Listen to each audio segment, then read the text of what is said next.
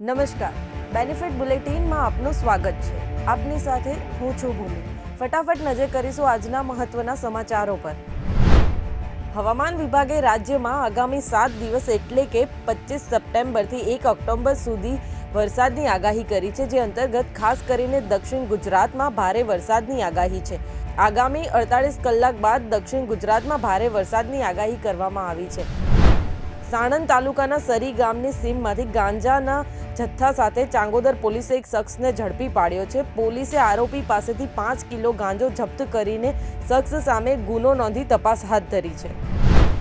અમેરિકાના રાષ્ટ્રપતિ ડોનાલ્ડ ટ્રમ્પે ફરી એકવાર ભારત સહિત વિશ્વભરના દેશોમાં ટેરિફ લાદીને મોટો ફટકો માર્યો છે. તેમણે હવે અમેરિકામાં નિકાસ થતી તમામ પ્રોડક્ટ્સ પર 100% ટેરિફ લાદી દીધો છે.